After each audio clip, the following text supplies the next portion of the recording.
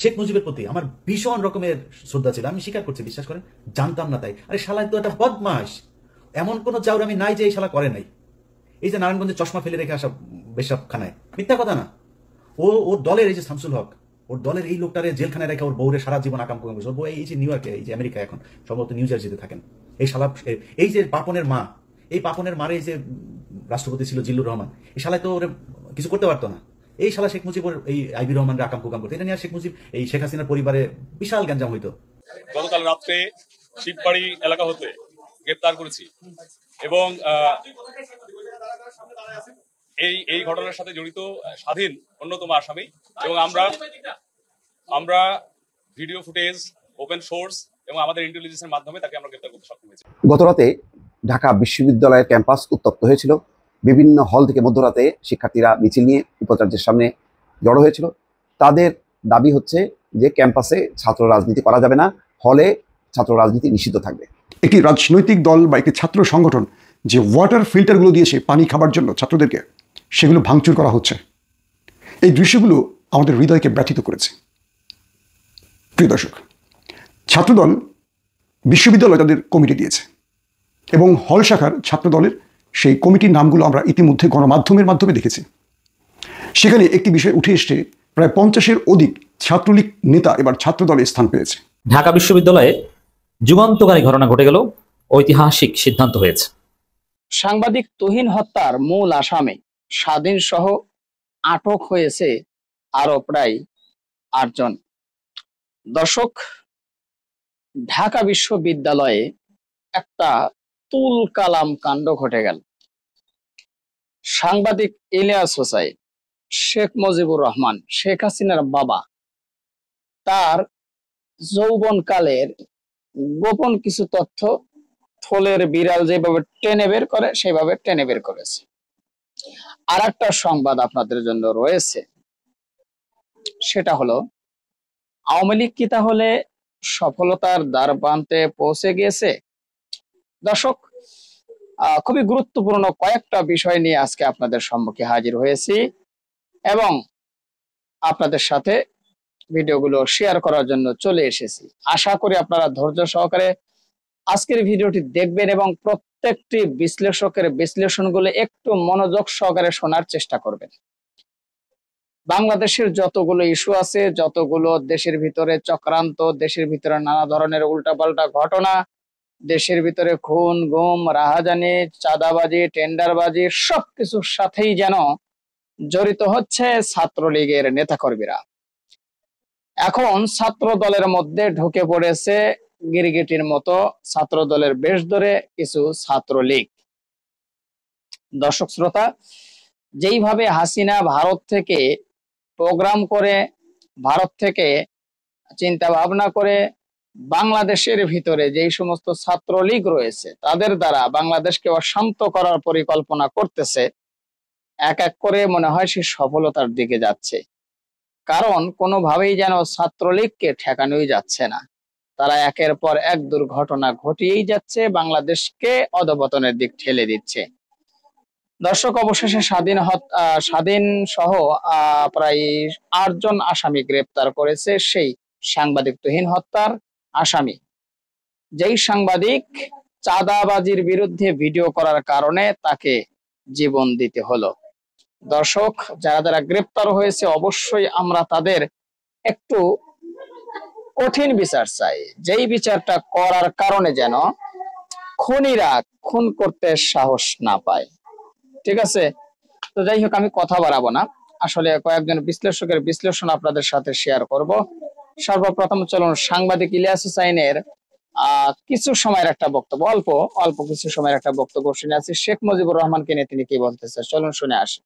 শেখ মুজিবের প্রতি আমার ভীষণ রকমের শ্রদ্ধা ছিল, আমি স্বীকার করছি, বিশ্বাস করেন, জানতাম না তাই। আরে শালা তো একটা বদমাস, এমন কোন চাউর আমি নাই যে এই শালা করে নাই। এই যে নারায়ণগঞ্জে চশমা ফেলে রেখে আসা বেশাবখানায়, মিথ্যা কথা না। ওর দলের এই যে শামসুল হক, ওর দলের এই লোকটারে জেলখানায় রেখে ওর বউরে সারা জীবন আকাম কুকাম করছে। ওর বউ এই যে নিউ ইয়র্কে, এই যে আমেরিকা, এখন সম্ভবত নিউ জার্সিতে থাকেন। এই শালা, এই যে পাপনের মা, এই পাপনের মারে এই যে রাষ্ট্রপতি ছিল জিল্লুর রহমান, এই শালায় তো ওরে কিছু করতে পারতো না। এই শালা শেখ মুজিবর এই আইবি রহমানের আকাম কুকাম করতো। এটা নিয়ে শেখ মুজিব এই শেখ হাসিনার পরিবারে বিশাল গ্যাঞ্জাম হইতো। সুন্দরী ছিল তো, শেখ মুজিব এটা ই করতো। বাকশাল ভাই, একটা মানুষের কোনো দল হবে না, খালি আমার দল একা। 30,000 মানুষের আপনি জাসদের মারলেন, আপনি দুর্ভিক্ষ করলেন, এত মানুষ মারা গেল, আপনি কোন দিক থেকে তার পক্ষে কথা বলবেন বলেন? তারপর ওই যে 7ই মার্চের ভাষণ শুনলে আমার নিজের লোম দাঁড়ায় যেত ভাই ছোটবেলায়।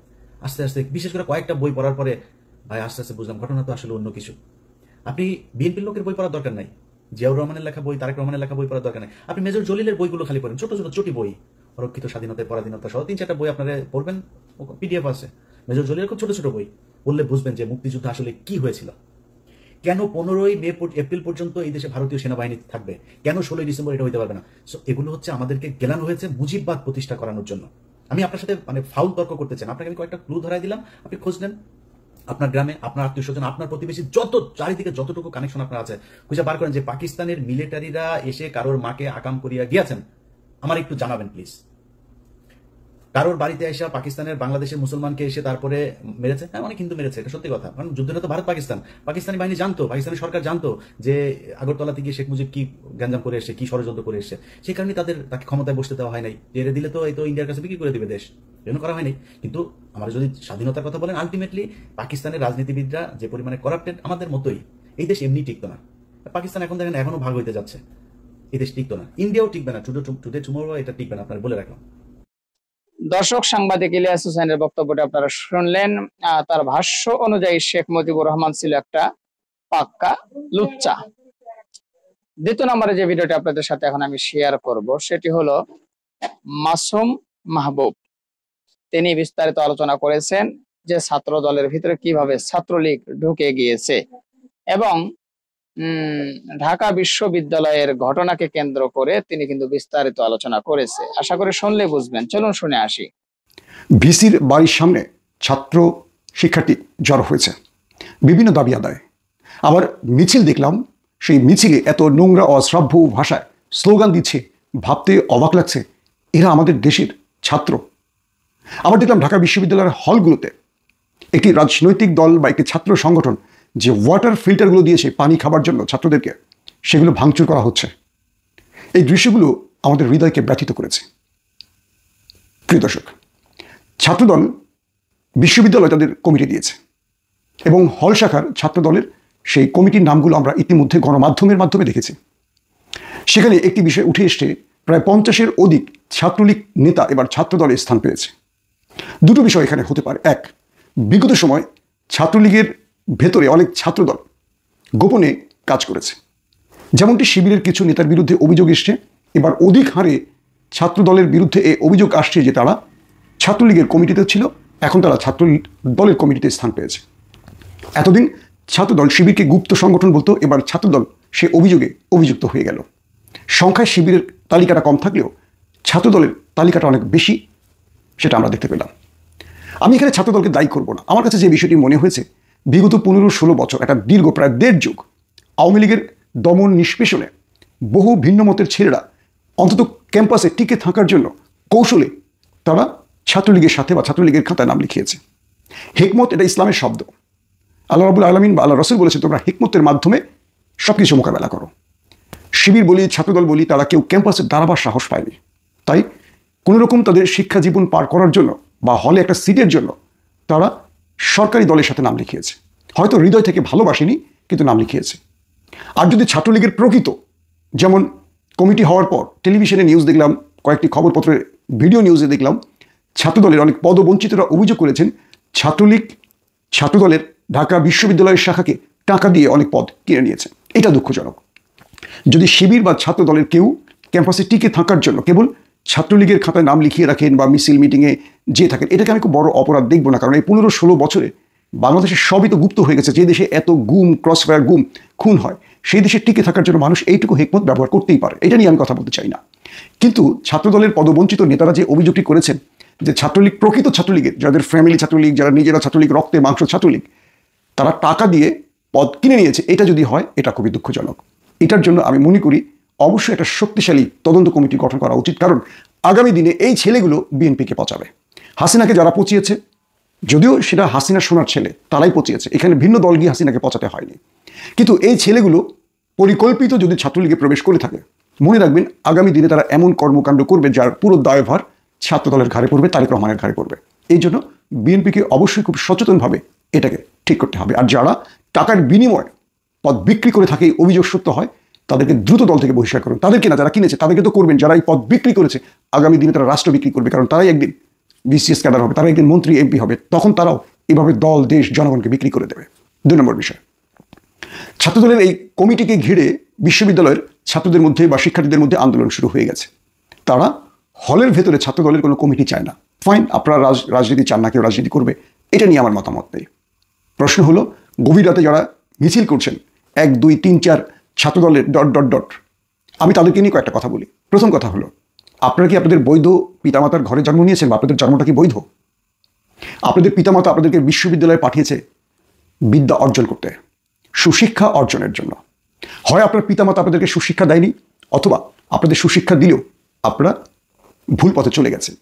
এই যে ছাত্রদলের পু দিয়ে শব্দটা ব্যবহার করছেন, যে ছবিগুলো আমরা গণমাধ্যমে, সোশ্যাল মিডিয়ায় দেখছি, মানুষ আপনাদের কি ভাবছে?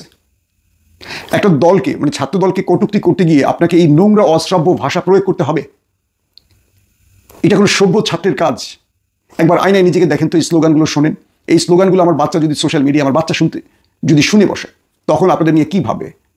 আপনার ছোট ভাই বোন আছে, আমাদের সন্তান আছে, হয়তো আপনাদের ভাই বোন আছে যারা স্কুলে পড়ে, তারা এই স্লোগানগুলো শুনে কালকে যদি নিজের এই স্লোগানগুলো দেয়। আমার ছোট্ট একটা কথা মনে পড়ে, আমি ঢাকায় তখন থিয়েটার করতাম বিশ্ববিদ্যালয়ে পড়ার সময়। তো থিয়েটারের, যেহেতু আমি নাটক ডিরেকশন করতাম, নাটক লিখতাম, তো একটি সংলাপ ছিল, একজন জুতাচোর, তিনি মসজিদে নামাজ পড়তে জানাতে নিয়ে যান মূলত জুতা চুরি করতে। তো সব মুসল্লির সাথে সেই চোর রুকুতে সিজদায় যান। সিজদায় গিয়ে চোখটা পিছনের দিকে দিয়ে তিনি বলেন, সুবহানা রব্বিয়াল আলা, কোন জুতাটা ভালা। এটা আমার নাটকের একটা সংলাপ ছিল, সুবহানা রব্বিয়াল আলা, কোন জুতাটা ভালা। যেহেতু সে জুতাচোর, এই সংলাপটি আমার নাটকে ব্যবহার করেছিলাম। এরপর সেই হল থেকে যে দর্শকরা নাটক দেখেছেন, তাদের একজন আমাকে পরবর্তী ফোন করে বললেন যে, ভাই, আপনার নাটক দেখাতে আমার বাচ্চাকে নিয়ে গিয়েছিলাম ভালো কিছু শেখাবো এই আশা করে, কিন্তু আমার বাচ্চা নামাজের মধ্যে সুবহানা রব্বিয়াল আলা, কোন জুতাটা ভালা, এটা আমাকে খুব ব্যথিত করেছে। বিশ্বাস করেন, সেদিন আমি তওবা করে ফিরে এসেছি। একটা ছোট্ট কমেডি করতে গিয়ে একটা ছোট্ট শব্দ আমাদের কত গভীরে আঘাত করতে পারে বুঝতে পেরেছেন? আমি চোরকে বোঝাতে গিয়েছি, কারণ চোর তো আসলে নামাজ পড়তে যায়নি, সে জুতা চুরি করতে গেছে। কোন জুতাটা ভালা, মানে ভালো, এটা খুঁজতে সে গেছে এবং সেটা সে চুরি করে পালাবে। এইটা ছিল আমার গল্পের থিম, একটু কমেডি টাইপের। তো আজকে যারা বলছেন 1, 2, 3, 4 ছাত্রদলের পু দিয়ে ... আমি তাদেরকে বলছি, আপনার সন্তানরা কালকে এই কথাগুলো বলবে। আপনি যে শিশু বা কোমলমতি সন্তানদেরকে এই স্লোগানগুলো তুলে দিচ্ছেন, বা পুরো পৃথিবীকে দেখাচ্ছেন যে বাংলাদেশের সর্বশ্রেষ্ঠ বিদ্যাপীঠের ছাত্ররা এই নোংরা ভাষা, অশ্রাব্য ভাষা প্রয়োগ করে, কাল হয়তো আপনার শিক্ষা জীবন শেষ হবে, আপনি সচিব হবেন, বা বড় কোনো প্রতিষ্ঠানের কর্মকর্তা হবেন, বা রাজনৈতিক নেতা হবেন, এমপি হবেন, মন্ত্রী হবেন। মনে রাখবেন, আপনি আপনার প্রতিষ্ঠানের সবচেয়ে জঘন্যতম ব্যক্তি হবেন। আমি বিশ্বাস করি আমাদের বিশ্ববিদ্যালয়ের শিক্ষকদের এখন ছাত্রদের আগে শালীনতা, সৌন্দর্য, ভদ্রতা, ব্যবহার শেখাতে হবে, মুখের ভাষাকে শেখাতে হবে। তাদেরকে এখন বড় বড় বই পুস্তক না পড়িয়ে আগে তাদেরকে গালিগালাজের বাইরে একটা মুসলিম সংস্কৃতি আছে, মুসলমানদের যে শিষ্টাচার আছে, সৌন্দর্য আছে, ভদ্রতা আছে, এগুলো শেখাতে হবে। আপনি প্রথমেই নিজেকে প্রশ্ন করুন, আপনি একজন মুসলিম সন্তান, আপনার এই গালিটা লক্ষ লক্ষ কোটি কোটি মানুষের কানে পৌঁছে গেছে, আপনার গুনার খাতা এই গুণাগুলো লেখা হয়েছে। একটা রাজনৈতিক দল যত জঘন্যই হোক, যত খারাপ কাজই করুক, প্রতিবাদ করুন। আমার রাসূল বলেছেন কি, তুমি সবচেয়ে উত্তম পন্থায় প্রতিবাদ করো। এই হাদিসগুলো তো আমাদের শুধু আমরা মানে বই পড়ে আলমারিতে রেখে দেওয়ার জন্য না, নিজের জীবনে বাস্তবায়নের জন্য। ছাত্র শিবির হলগুলোতে ওয়াটার ফিল্টার দিয়েছে। ছাত্ররা প্রচণ্ড গরমে, যেহেতু তারা হলে থাকে, বিশুদ্ধ পানি খাবে, ঠান্ডা পানি খাবে, এই জন্য ছাত্র শিবির এই জিনিসগুলো দিয়েছে। দেখলাম আজকে হলে সেগুলো ভাঙচুর করা হচ্ছে, ফেলে দেওয়া হচ্ছে, টেনে হিস্ট্রে হলের বাইরে দিয়ে দেওয়া হচ্ছে। এই কাজগুলো কারা করছেন? আমি তাদের উদ্দেশ্যে বলি, মনে রাখবেন, মৃত্যুর আগে হয়তো আপনি 1 ফোঁটা পানি চাইবেন, আপনার ভাগ্যে পানি নাও আসতে পারে। আল্লাহ রাব্বুল আলামিন প্রতিটা কৃতকর্মের জন্য তার বান্দাকে শাস্তি দেবেন। আল্লাহ সবসময় সব কাজে মানুষকে ক্ষমা করবে না। এই পানির ব্যবস্থাটি কোনো রাজনৈতিক দলের জন্য নয় যে তারা এককভাবে এই পানিটা খাবে। হলের পানি যে কতটা খারাপ, আমরা যারা হলে থেকেছি, বিশ্ববিদ্যালয়ে পড়াশোনা শেষ করেছি, আমরা জানি। সকল শিক্ষার্থীদের জন্য এই পানির ব্যবস্থাটা করা হয়েছে, সবাই ফ্রি এখান থেকে বিশুদ্ধ পানি খাবে। আর আপনারা রাজনৈতিক কারণে, কুরাজনীতির কারণে, নোংরা রাজনীতির কারণে এগুলো ছুঁড়ে ফেলে দিয়েছেন। এগুলো আপনার বাবার টাকার, বদমাস, বেয়াদব। জানেন শিবির এই পানির ফিল্টারগুলো কিনতে কি পরিশ্রম করেছে? দরিদ্র পিতামাতার ঘরের সন্তানদের কাছ থেকে 10 টাকা, 20 টাকা, 40 টাকা এয়ানত নিয়েছে তারা। সেই টাকা দিয়ে তারা মদ খায়নি, গাঁজা খায়নি, ফুর্তি করেনি, ক্লাবে গিয়ে নাচানাচি করেনি, দামি ড্রেস কিনেনি। সেগুলো অন্যান্য শিক্ষার্থীদের জন্য ফ্রিতে পানি খাওয়ার ব্যবস্থা করে দিয়েছে। আপনারা দিতে পারেননি, কারণ আপনারা যে টাকা পান সেটা গার্লফ্রেন্ডের সঙ্গে শেষ করেন, কন্ডোমে শেষ করেন, হোটেলে শেষ করেন, মদে গাঁজায় শেষ করে ফেলেন। তাই আপনারা এই ভালো কাজটি ভালো লাগেনি, মনে করেছেন শিবির এমন একটা প্রশংসনীয় কাজ করেছে, এটা তো ওদের দিকে মানুষের সিম্পিতে চলে যাবে, ভালোবাসা চলে যাবে, তাহলে কি করণীয়, এটা বাইরে ফেলে দেই।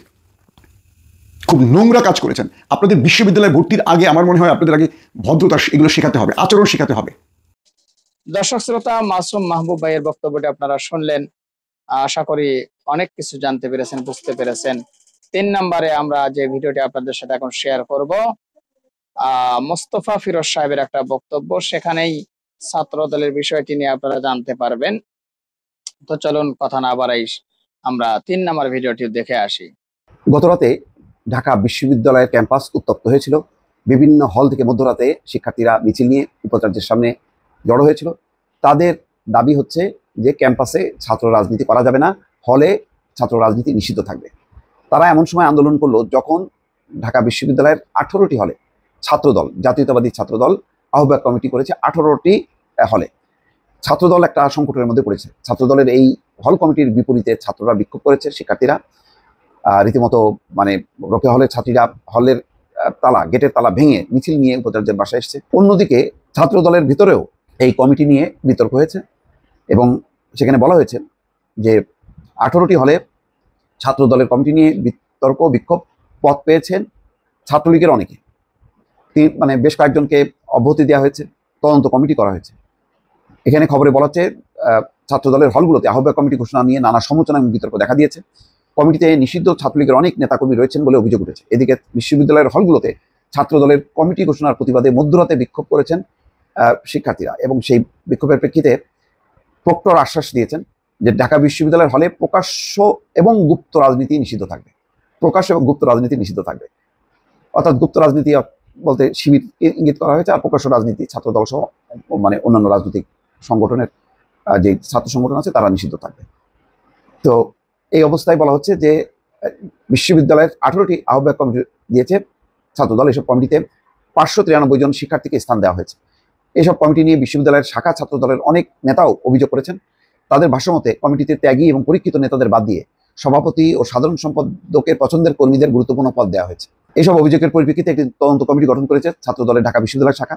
কমিটিতে বিশ্ববিদ্যালয়ের ছাত্র দলের সিনিয়র সহসভাপতি মোহাম্মদ মাসুম বিল্লাহ, সিনিয়র যুগ্ম সাধারণ সম্পাদক মোহাম্মদ নাসিরউদ্দিন, সাংগঠনিক সম্পাদক নূর আলম ভুইয়াকে রাখা হয়েছে। 3 সদস্যের এই কমিটির তারা তদন্ত প্রতিবেদন করবে। ছাত্রদলের হল কমিটিগুলোতে নিষিদ্ধ ঘোষিত ছাত্রলীগের প্রায় 60 জন সাবেক নেতাকর্মী পদ পেয়েছে বলে অভিযোগ আছে। এর মধ্যে শামসুন্নাহার হল ছাত্রলীগের সাবেক উপ গণযোগাযোগ সম্পাদক নিতু রানী সাহা একই হলে ছাত্রদলের কমিটির সিনিয়র যুগ্ম আহ্বায়ক পদ পেয়েছেন।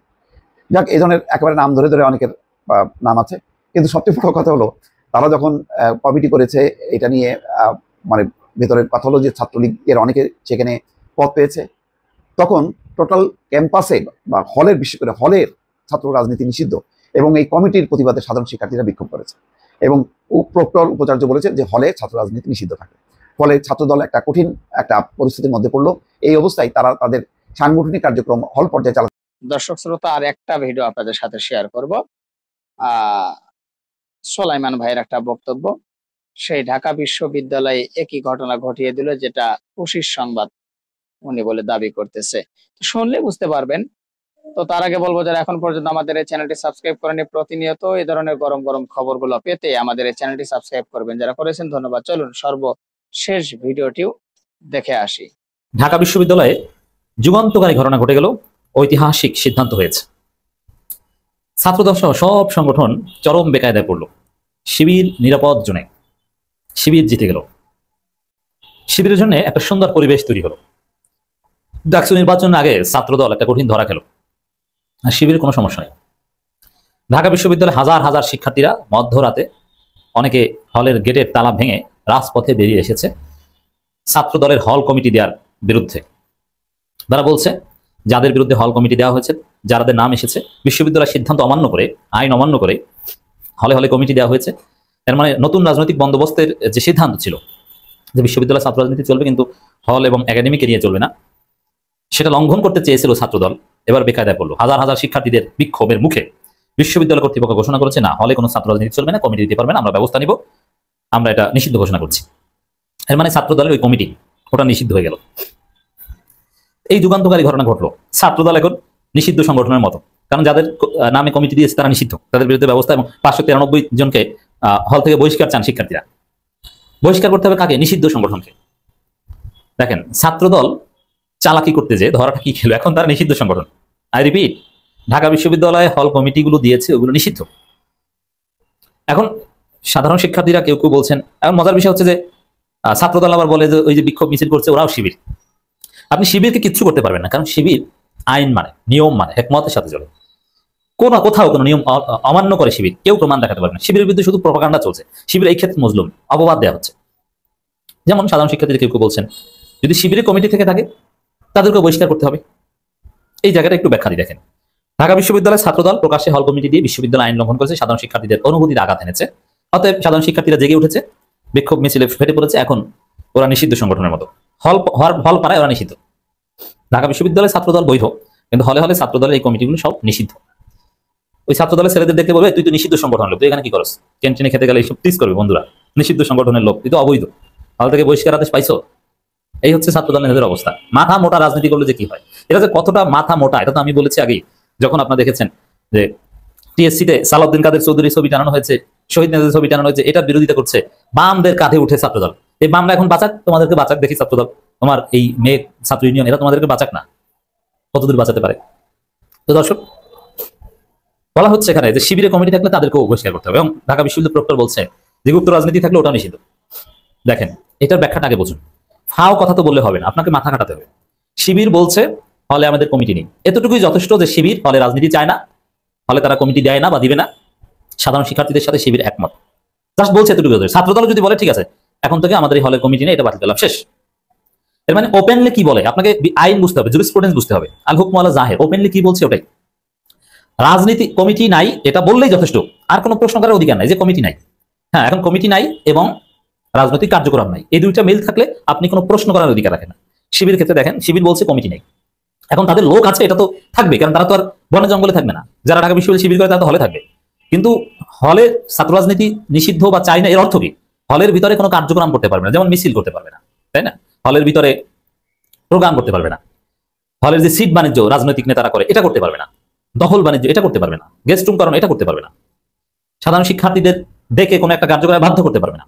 কিন্তু কোনো একটা ছাত্র সংগঠনের নেতারা হলে থাকতে পারবে, সমর্থকরা থাকতে পারবে। এইটি তো ঢাকা বিশ্ববিদ্যালয় হলে ছাত্র রাজনীতি চাই না এর অর্থ। তো শিবির এই দুইটা কাজ করে কিনা দেখেন।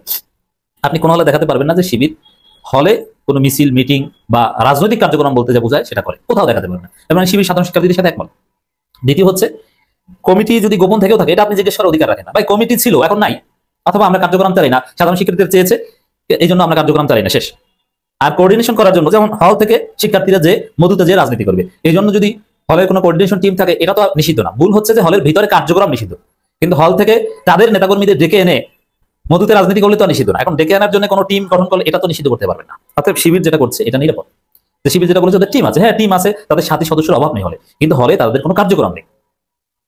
হলে কোনো শিক্ষার্থী রাজনীতি করতে যদি চায় শিবিরের, তারা বাইরে গিয়ে করে, তারা মধুতে গিয়ে করে, টিএসসিতে গিয়ে করে, তারা কাটাবন মসজিদে যে করে, তারা অন্য যেখানে দুনিয়ার কক্সবাজার যে করুক, ছাত্রদল ছাত্র ইউনিয়ন এরকম করুক, কোনো সমস্যা নাই তো।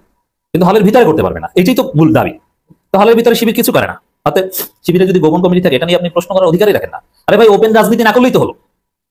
আর গোপন রাজনীতি বলতে এটা আপনি পৃথিবী উল্টে গেলেও, যেমন শিবিরের কিছু কার্যক্রম আছে, কোরআন তেলাওয়াত, হাদিস অধ্যয়ন, ওইটাই শিবিরের কাজ। এটা কি আপনি নিষিদ্ধ করতে পারবেন? ওটা কি বুয়েটে নিষিদ্ধ করা সম্ভব হয়েছিল? শিক্ষার্থীরা যে চায় সে কোরআন করবে, হাদিস করবে, মসজিদে। তো দর্শক শ্রোতা, এই ছিল মূলত আজকের ভিডিও। মূলত কয়েকটি ভিডিও নিয়ে আজকে আপনাদের সম্মুখে হাজির হয়েছিলাম, এক এক করে সবগুলো ভিডিও দেখানোর চেষ্টা করলাম। আশা করি সবগুলো ভিডিও আপনারা মনোযোগ সহকারে দেখেছেন এবং সকল বিশ্লেষকের বিশ্লেষণগুলো মনোযোগ সহকারে শুনেছেন। তো সবগুলো ভিডিও দেখার পরে, বিশ্লেষকদের আলোচনা শোনার পরে কি জানলেন বুঝলেন, অবশ্যই আপনাদের মূল্যবান মতামত কমেন্ট বক্সে জানিয়ে দিন। আর হ্যাঁ, পারলে ভিডিওটি শেয়ার করে সবাই দেখার সুযোগ করে দিন। আর আমাদের এই চ্যানেলে নতুন হলে সাবস্ক্রাইব করুন, যারা ইতিমধ্যে সাবস্ক্রাইব করেছেন সবাইকে ধন্যবাদ জানিয়ে ভিডিওটি এখানে শেষ করছি। ভালো থাকবেন সবাই, আল্লাহ হাফেজ।